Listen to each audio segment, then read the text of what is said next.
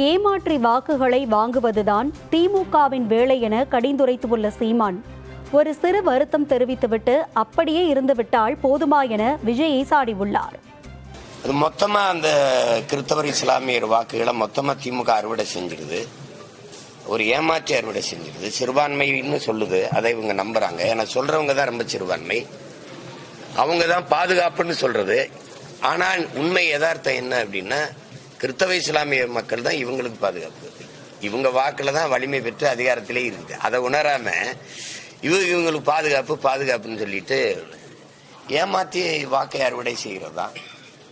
அப்போ நான் கேட்டேன், இப்போ பிஜேபின்னு பி டீம்னா ஏ டீம் ஒன்று இருக்கு, அது யாருன்னா அதான் திமுக. உங்களுக்கு புரியுதா?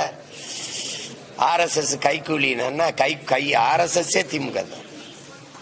அதுக்கு ஒரு பெரிய கொள்கை வேறுபாடுலாம் ஒன்றும் கிடையாது. அது 100 விழுக்காடு இந்துன்னு சொல்லுவோம் ஆர்எஸ்எஸ், இது 90 விழுக்காடு இந்துன்னு சொல்லுவோம் திமுக. அது தலைமையே சொல்லுது, நாங்கள் 90 விழுக்காடு இந்துக்கள் தான். தொலைக்காட்சியில் பார்த்தா தெரிஞ்சுக்கிட்டேன்னு அன்னைக்கு முதல்வராக இருந்த ஐயா எடப்பாடி பழனிசாமி சொன்னாங்களா இல்லையா? அப்ப அவருக்கு தெரியல, இப்ப சுட சொன்னது அவருக்கு தெரிஞ்சு சுட சொல்லு. அப்ப சுட சொன்னது யாரு? அப்பாவை மக்களை சுட்டு போட்டா அதனால பின்விளைவு வரும்னு யோசிக்காம சுட்டது யாரு?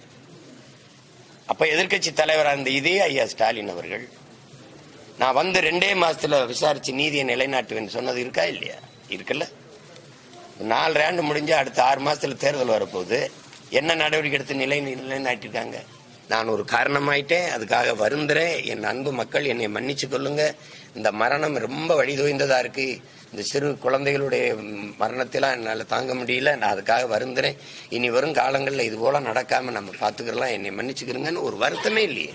வந்த உடனே தம்பி பேசுறாரு, காவல்துறை அதிகாரிகளுக்கு நன்றி, அவங்க என்னை பத்திரமா இங்க கொண்டாந்து சேர்த்தாங்க அப்படின்னு.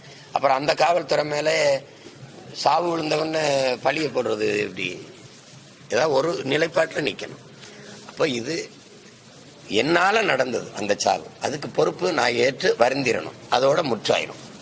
அது இல்லாம நீங்க பொறுப்பேற்கணுங்கிறதும் அவங்க இவர் தான் காரணங்கிறதும் இதை கேட்கும்போது நமக்கு கடுமையான கோபமும் எரிச்சலும் வருது. ஏன்னா